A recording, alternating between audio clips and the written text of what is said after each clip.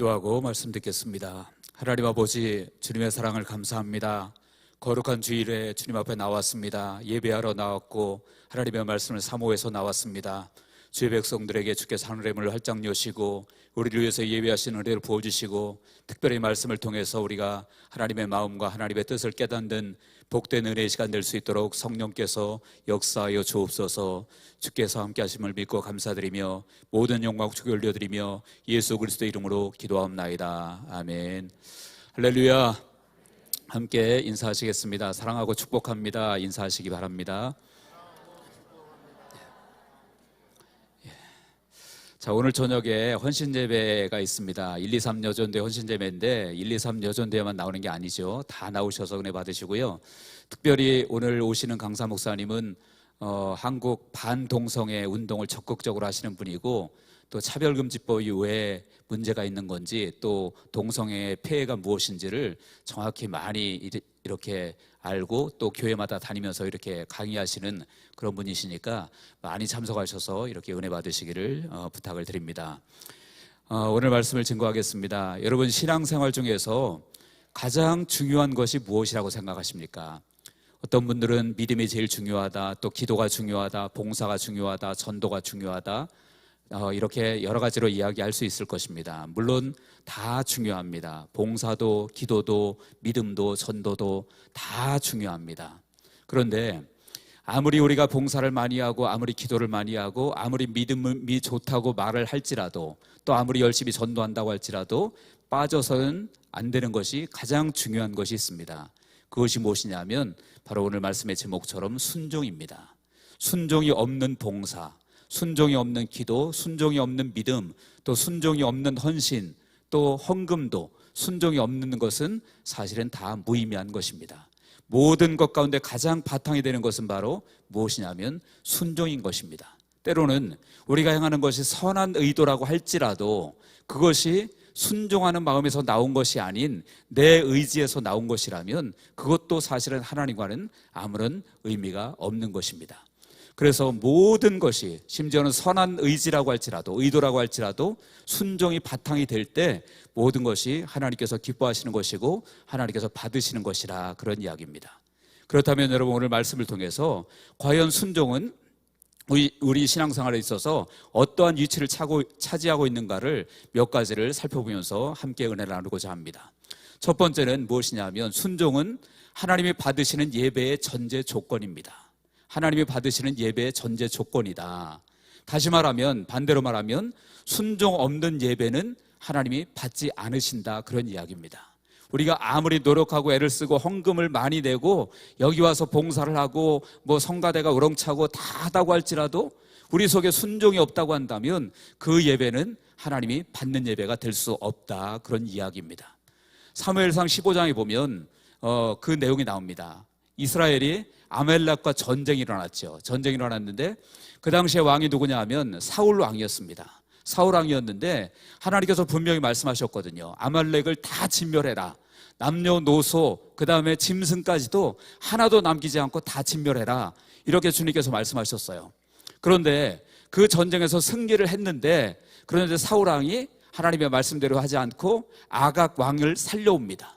살려오고 또 짐승들 중에서도 좋은 것들을 죽이지 않고 다 살려서 데리고 옵니다. 그래서 나중에 이제 사무엘이 와서 보니까 막 짐승 소리가 들리고 이런 모습을 보고 아니 이 소리 무슨 소리입니까? 물었더니 사울왕이 하는 얘기가 무슨 얘기입니까? 사울왕이 하는 얘기가 바로 이것들은요 좋은 것이라서 하나님께 예배 드리려고 죽이지 않고 데려왔습니다. 이렇게 얘기하는 거예요. 하나님께 제사 드리려고. 그러니까 그것을 좋은 짐승이기 때문에 제물로 드리기 위해서, 제사의 제물로 드리기 위해서 죽이지 않고 데려왔습니다. 이렇게 얘기하는 것입니다. 여러분, 그 말이 맞습니까? 물론 그 말도 의도도 사울왕의 의도도 사실은 거짓된 것이지만 많이 양보해서 사울왕의 의도가 정직한 것이라고 할지라도 사실은 그것은 하나님이 받지 않으십니다. 왜 그렇습니까? 하나님의 말씀에 순종하지 않은 것이기 때문에 그렇습니다. 그래서 사무엘이 그를 향해서 그렇게 얘기합니다. 사무엘상 15장 22절을 우리 같이 한번 읽겠습니다. 사무엘상 15장 22절입니다. 시작. 사무엘이 이르되 여호와께서 번제와 다른 제사를 그의 목소리를 청종하는 것을 좋아하신 같이 좋아하시겠나이까. 순종이 제사보다 낫고 듣는 것이 순양의 기름보다 나으니. 아멘.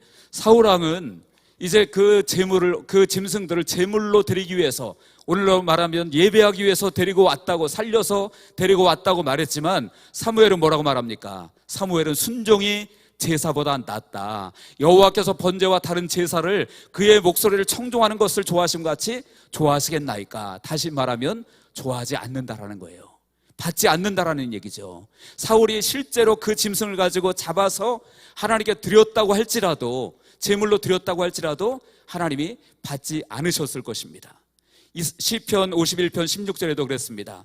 주께서는 제사를 기뻐하지 아니하시나니 그렇지 아니하면 내가 드렸을 것이라 주는 번제를 기뻐하지 아니하시나이다. 주님이 번제를, 제사를 정말 기뻐하지 않으실까요? 기뻐하시죠. 우리가 예배하고 제사 드리고, 구약엔 제사를 드렸잖아요. 제사를 드리고 예배하는 것을 기뻐하십니다. 그런데 왜 기뻐하지 않는다고 표현했을까요?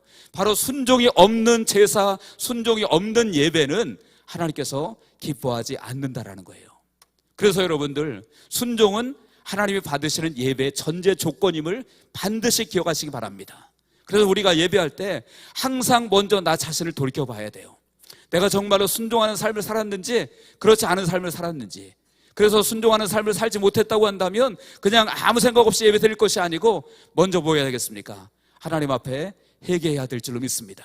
순종하지 못한 삶을 하나님 앞에 회개하고 나 자신을 내어놓고, 그리고 주님의 보혈로 씻고, 그리고 나서 주님 앞에 예배할 때에 그 예배가 하나님이 받으시는 예배가 될 수 있다는 거예요.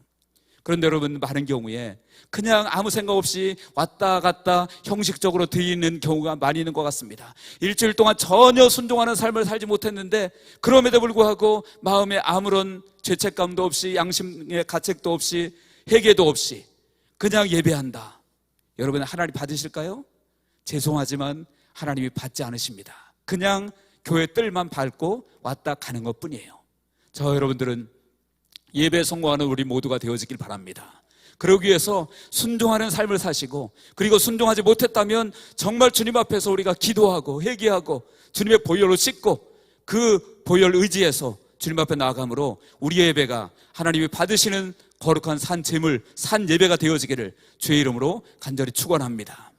두 번째는 순종은 믿음의 본질이다 라고 말씀드릴 수 있습니다. 순종은 믿음의 본질이다. 다시 말하면 순종이 없는 믿음은 믿음이 아니라는 거예요. 아무리 믿습니다, 내가 믿음이 좋은 것처럼 행동한다고 할지라도 순종하지 않는 믿음은 사실은 믿음이 아니라고 말씀드리고 있는 것입니다. 성경은 그래서 보니까 믿음과 순종을 동일선상에 놓고 이렇게 말씀을 기록한 성경이 굉장히 많이 있습니다. 우리가 한번 같이 읽어보겠습니다. 요한복음 3장 36절입니다. 시작. 아들을 믿는 자에게는 영생이 있고 아들에게 순종하지 아니하는 자는 영생을 보지 못하고 도리어 하나님의 진노가 그 위에 머물러 있느니라. 아멘. 아들을 믿는 자에게는 영생이 있고 아들에게 순종하지 아니하는 자는 영생을 보지 못했다라고 말하고 있죠. 믿는 자와 순종하는 것을 동격으로 놓고 있다, 그런 얘기예요. 그러니까 믿음은 순종이 있을 때 믿음이라는 것입니다. 히브리서 11장 8절에도 보니까 믿음으로 아브라함은 부르심을 받았을 때에 순종하여 장래 유업으로 받을 땅에 나아갈세 그랬습니다. 믿음으로 아브라함은 부르심을 받았을 때 순종하여 나아갔다라고 말하고 있죠. 그러니까 믿음은 무엇이 따르는 것입니까? 반드시 순종이 따를 때 그 믿음이 진정한 믿음으로 인정받을 수 있다라는 거예요. 또 한번 같이 읽어보겠습니다. 히브리서 11장 31절입니다. 시작. 믿음으로 기생 라합은 정탐꾼을 평안히 영접하였으므로 순종하지 아니한 자와 함께 멸망하지 아니하였도다. 아멘. 여기 보니까 믿음으로 기생 라합은 정탐꾼을 평안히 영접하였으므로 순종하지 아니한 자와 같이 함께 멸망하지 않았다. 그 정탐꾼을 영접한 것을 믿음으로 영접했다 그랬는데 그것을 뭐라고 표현하고 있습니까? 순종이라고 표현하고 있잖아요. 이처럼 여러분, 믿음은 다 무엇과 결부가 되어 있습니까? 순종과 결부가 되어져 있다는 거예요. 그래서 주님께서 뭐라고 말씀하시냐면 고린도서 13장 5절에 보면 우리의 믿음을 시험해 보라고 합니다. 우리의 믿음을 시험해 보고 믿음을 확증하라고 합니다. 같이 한번 읽을게요. 시작. 너희는 믿음 안에 있는가? 너희 자신을 시험하고 너희 자신을 확증하라. 예수 그리스도께서 너희 안에 계신 줄을 너희가 스스로 알지 못하느냐? 그렇지 않으면 너희는 버림받은 자니라. 아멘. 여기 처음에 상반부에 그랬죠. 너희는 믿음 안에 있는가? 자신을 시험하고 너희 자신을 확증하라. 너희가 정말 믿음 안에 있는지 너희 자신을 시험해 보라 그랬어요. 그리고 그 믿음을 확증하라 그랬죠. 그렇다면 여러분 무엇으로 시험할 수 있겠습니까? 우리의 믿음을 시험하는 것은 말로 내가 믿습니다 한다고 믿음이 있는 게 아니라 우리가 정말 순종하는지 안 하는지 그것을 보고 우리의 믿음을 테스트할 수 있다는 거예요. 그리고 그 믿음에 우리가 정말 순종하고 있다면 그 믿음은 진짜라고 하는 것이죠. 그런데 순종하지 않으면서 믿는다고 말하는 것은 사실은 가짜 믿음이란 얘기예요. 그러므로 여러분들 순종은 바로 믿음의 본질임을 믿으시기 바랍니다. 그래서 순종이 없는 믿음은 사실은 온전한 믿음이 아니란 얘기예요. 우리 모든 성도님들은 정말로 순종으로 여러분들의 믿음을 인정받는 우리 모두가 되어지기를 주님의 이름으로 축원합니다. 세 번째입니다. 믿음은 무엇이냐면 여호와를 경외함의 실천입니다. 여호와를 경외함의 실천이다. 다시 말하면 순종은 여호와를 경외함의 실천이다. 다시 말하면 순종함이 없는 것은 여호와를 경외함이 없는 것이라 그런 이야기입니다. 여호와를 경외함이 없는 거예요. 잠언 1장 7절에 보니까 여호와를 경외하는 것이 지식의 근본이거늘 미련한 자는 지혜와 훈계를 멸시하느니라. 여호와를 경외하는 것이 지식의 근본인데 미련한 자는 지혜와 훈계를 멸시한다. 다시 말하면 지혜와 훈계를 멸시한다는 것은 무슨 얘기입니까? 순종하지 않는다 그런 얘기죠. 그러니까 순종하지 않는 자는 하나님을 경외함이 없다 그런 얘기예요.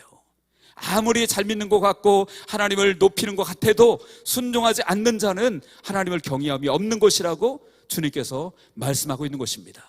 그리고 정말 우리가 순종할 때 하나님은 하나님을 경외하는 사람이라고 인정해 주는 것을 우리가 기억해야만 합니다.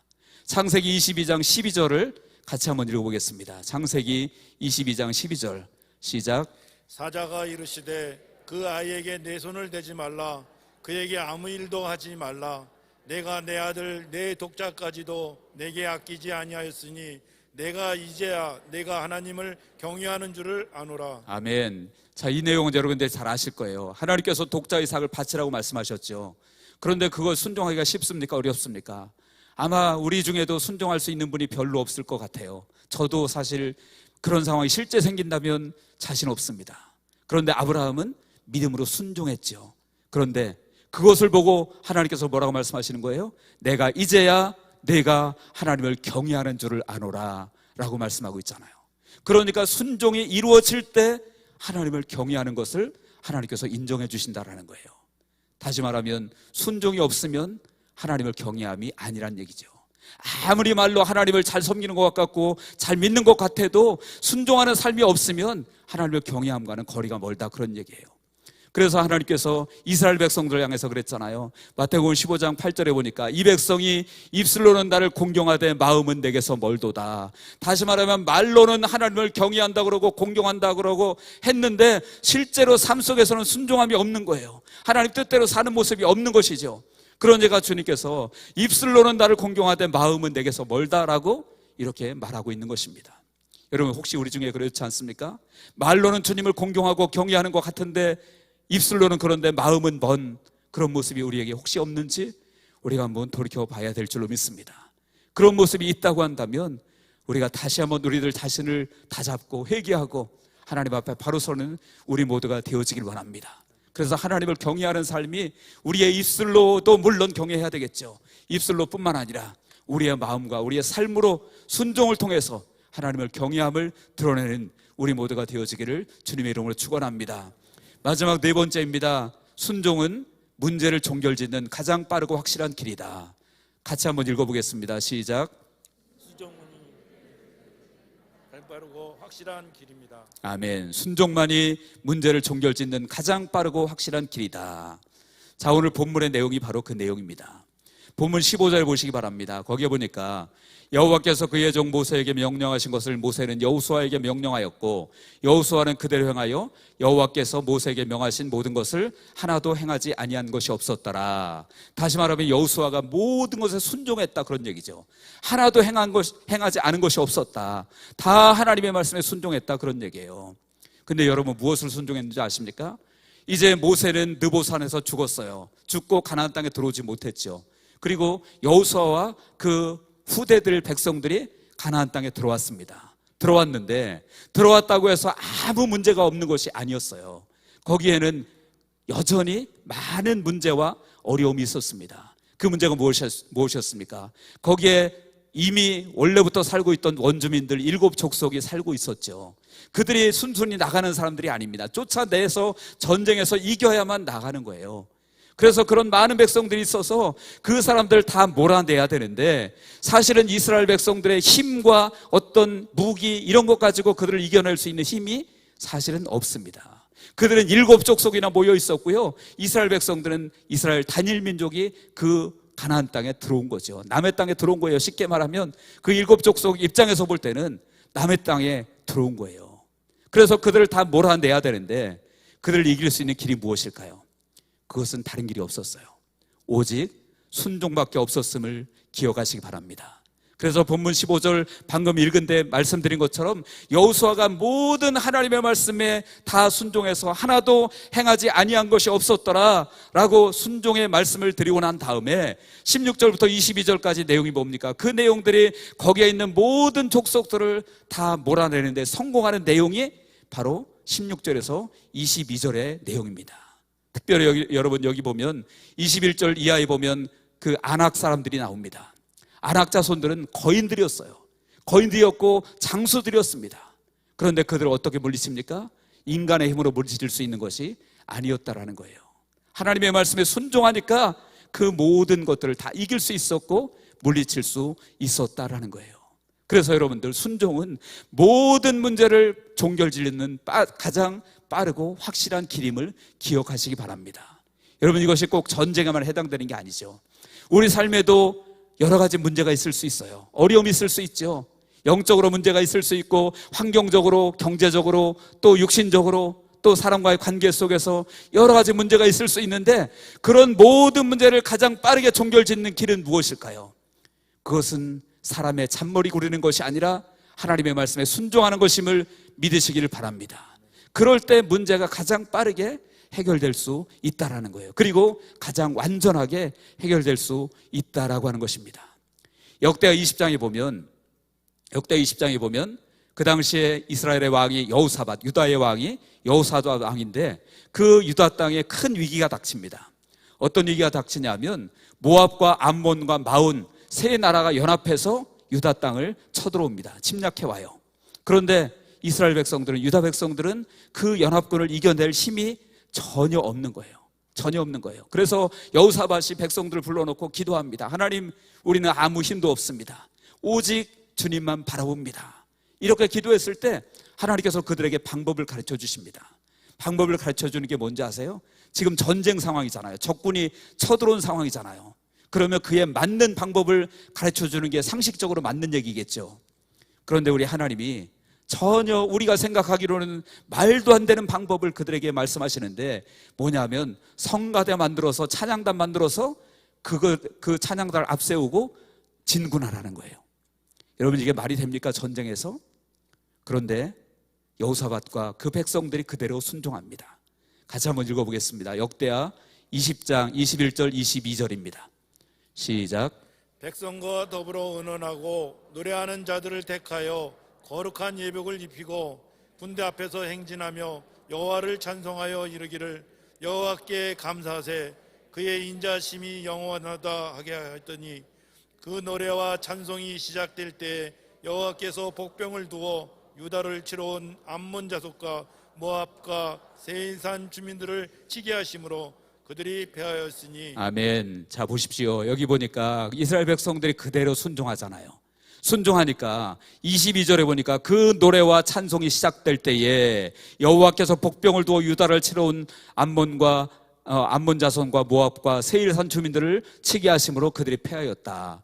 그 노래가 시작될 때, 찬송이 시작될 때에, 다른 말로 말하면 그들이 순종하기 시작했을 때에 그런 얘기죠. 순종하기 시작하니까 그런 모든 문제들이 해결되어지더라, 그런 이야기입니다. 그리고 그 이후에 역대하 20장 21절에 보면 그들이 적군을 이기고 즐겁게 돌아왔다, 이렇게 말하고 있습니다.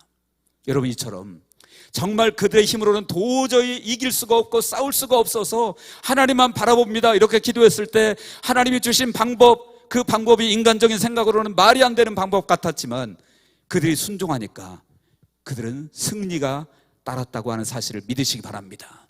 그래서 때로는요, 우리에게도 마찬가지예요. 어려운 일, 문제 그런 거 만날 수 있는데 하나님께 기도하면 전혀 정말 그대로 하면 될 것 같지 않은 그런 하나님이 지혜를 줄 때도 있을지 모르겠습니다. 그러나 우리가 순종할 때 하나님의 역사가 일어날 줄로 믿으시기 바랍니다. 순종할 때 모든 문제가 가장 빠르게 종결되고 확실하게 이루어진다라는 거예요.